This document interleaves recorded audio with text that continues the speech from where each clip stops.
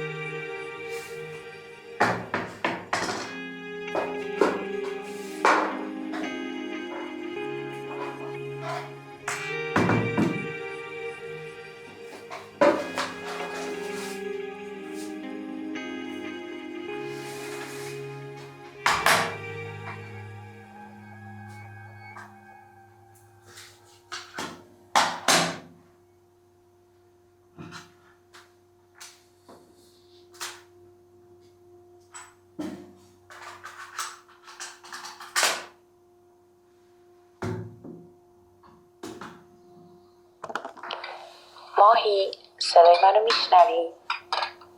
من از گذشته با قام آوردم.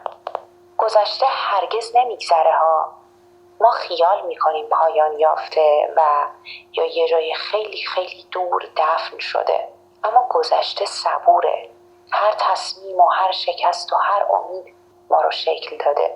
این روایتی که میخوام برات بگم درباره رها کردن گذشته نیست، درباره اینه که گذشته تو بپذیری و قبول کنی که هر چیزی که ما رو ساخته همون چیزیه که ما رو هم برای آینده پیش میبره. صدای زنگ مدرسه برای همه آشناست. هر کسی با شنیدن این صدا یاد یه خاطره میفته و من یاد زنگ آخر میافتم. نزدیک مدرسه‌مون یه پارکی بود. همیشه بعد از تعطیل شدن میرفتم اونجا، راه میرفتم، روی یه نیمکتی مینشستم و با خودم خلوت میکردم. اون موقع ها پر از ابهام بودم و نمیدونستم باید در آینده چی کاره بشم. واسه همین همیشه کلی فکر داشتم.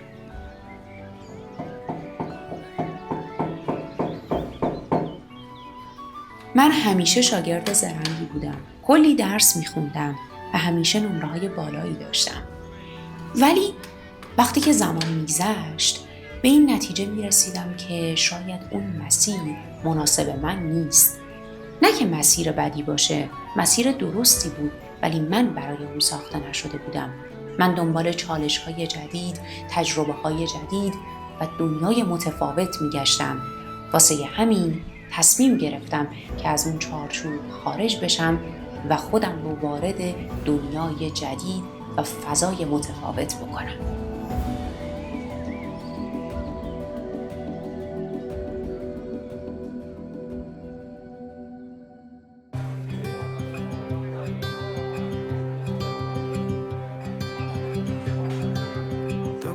عطر و طعم قهوه همیشه بهم کلی انرژی میداد که بتونم ساعتهای طولانی کار کنم. کار کردن توی کافه برای من لذت و چالش‌های زیادی داشت. یاد گرفتم صبور باشم، زود نرنجم، با آدم‌ها ارتباط برقرار کنم و از همه مهمتر لذت استقلال مالی رو برای اولین بار توی کافه تجربه کردم. ولی این دوران هم باید می‌گذشت.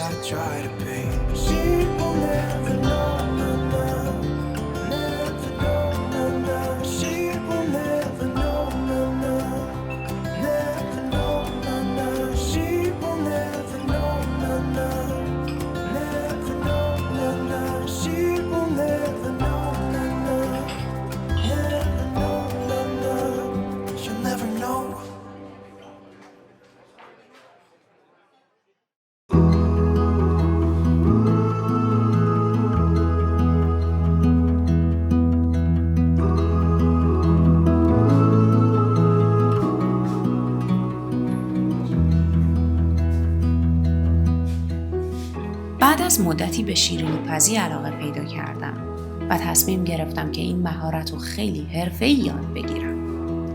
حتی به اینم فکر کردم که کافه بیکری خودم رو خیلی زود راه میندازم.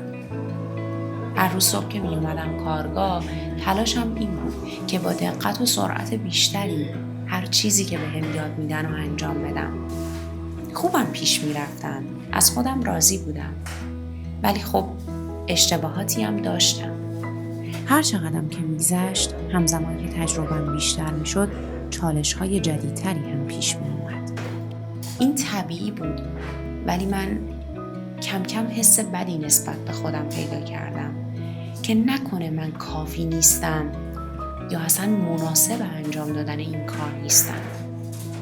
الان که فکر میکنم شاید اگه اون موقع یک نفر به هم تأکید میکرد که اشکالی نداره برای هر کسی پیش میاد، این مسیر دائمی من میشد.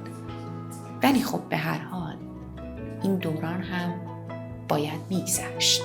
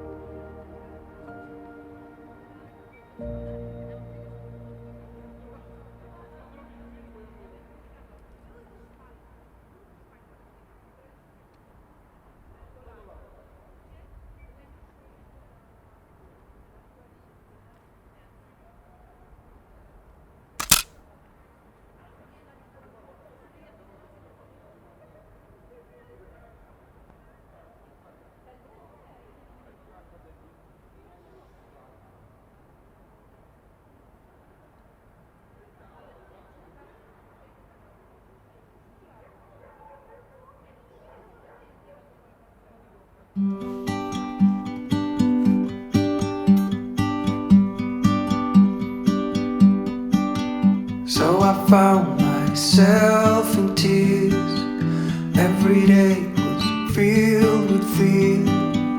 When you feel you wanted more, and suddenly you're on the floor. And I left my heart with you. There is nothing else to do. I would like to have it back. It's broken and far from intact, and as dangerous as it is,